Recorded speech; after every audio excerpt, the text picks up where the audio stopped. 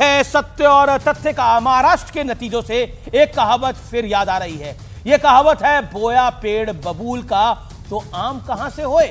2019 में जब विधानसभा चुनाव होने वाले थे व्यूअर्स, तो शिवसेना और बीजेपी का गठबंधन साथ चुनाव लड़ने जा रहा था, लेकिन गठबंधन की शक्ल और सूरत तय करने के लिए कड़ी मशक्कत करनी पड़ी थी, क्योंकि शिवसेना उस वक्त आधी सीटें यानी 144 सीटों पर लड़ने की जिद पे अड़ गई थी। उस दौर में शिवसेना को साधने का जिम्मा गृह मंत्री अमित शाह के पास था, क्योंकि वो पार्टी अध्यक्ष थे। लेकिन शिवसेना की तल्खी और घमंड की पराकाष्ठा ऐसी थी कि उद्धव ठाकरे के बेहद बेहद करीबी संजय राउत ने तब कहा था कि जिस बीजेपी को महाराष्ट्र में कोई नहीं पूछता था, उन्हें पता था कि वो शिवसेना के बिना चुनाव नहीं जीत सकते। इसलिए खुद गृह मंत्री अमित शाह को मातोश्री तक जाना पड़ा, आना पड़ा।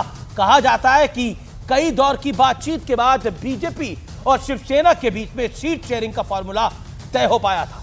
नतीजे आए तो बीजेपी को 105 और शिवसेना को 56 सीटें मिली। ऐतिहासिक सीटें थी ये, लेकिन शिवसेना ने दावा किया कि गृह मंत्री अमित शाह की मौजूदगी में रोटेशन नीति पर सीएम बनाने का फैसला हुआ था। यानी 56 सीट लाने वाली शिवसेना उद्धव ठाकरे को मुख्यमंत्री बनवाना चाहती थी। हालांकि अमित शाह इस तरह के किसी भी समझौते से इंकार करते रहे। सुनिए जरा। क्या आपको लगता है अमित शाह जी की शिवसेना ने चुनाव के बाद ये डिसाइड कर लिया था कि वो बीजेपी के साथ सरकार नहीं बनाएगी? मैं इतना ही कहना चाहता हूं कि जो तय नहीं हुआ था, इसका डिमांड उन्होंने किया, जो हमें मंजूर नहीं था, हमने सरेंडर होने से ना बोल दिया। उद्धव ठाकरे को मुख्यमंत्री बनने की इतनी उत्सुकता थी कि उन्होंने सिर्फ गृह मंत्री अमित शाह पर झूठ बोलने का आरोप लगाया, बल्कि कांग्रेस और एनसीपी के साथ हाथ मिला लिया। माना जाता है कि शरद राव पवार ने उद्धव ठाकरे को अपने साथ लाने का पूरा प्लान बनाया था। लेकिन नियति का खेल देखिए, जिन शरद राव पवार को महाराष्ट्र की राजनीति का सबसे विद्वान, सबसे बड़ा चाणक्य बताया जाता है, उनके अपने भतीजे ने एनसीपी का ना सिर्फ 2 टुकड़े कर दिए, बल्कि नाम और सिंबल भी छीन लिया। यही हाल शिवसेना का भी हुआ है। उद्धव ठाकरे और संजय राउत ने सपने में भी नहीं सोचा होगा कि जिस शिवसेना की स्थापना बाला साहिब ठाकरे ने की थी, एक दिन उनके पुत्र के हाथ से वो पार्टी और उनका सिंबल तक निकल जाएगा। बाला साहब ठाकरे कहते थे कि जिस दिन मुझे लगा कि उनकी पार्टी कांग्रेस के रास्ते पर चल रही है, उस दिन मैं अपनी दुकान को बंद कर दूंगा।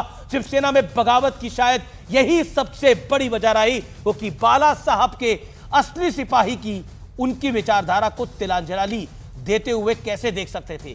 एक वक्त जो संजय राउत गृह मंत्री अमित शाह को मातोश्री में आकर उद्धव ठाकरे से बात करने को कहते थे, आज उस शिवसेना की हालत ऐसी हो गई है कि इस बार उद्धव सेना बामुश्किल 20 सीटें जीत पाई है।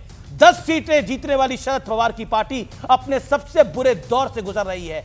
इतना ही नहीं, पूरी महाविकास आघाड़ी मिलकर भी उतनी सीटें नहीं लेके आ पाई है जितनी सीटें अकेले शिंदे गुट की शिवसेना के पास आई हैं। इसलिए कहा जाता है कि राजनीति में जब भी बोलो, सोच समझ कर बोलो। किसी का अपमान करने से पहले 1000 बार सोचो, ना जाने आप पर कब पलटवार हो जाए और आपको संभलने का मौका भी ना मिले। और यही हुआ है खास तौर पर महाराष्ट्र की राजनीति के अंदर। महाराष्ट्र की राजनीति के अंदर एक संजय राउत एक समय पर कहते थे कि अमित शाह मातोश्री आए। आज उन संजय राउत के हालात क्या हैं वो हम देख सकते हैं। क्या पूरी शिवसेना के हालात हैं ये हम देख सकते हैं।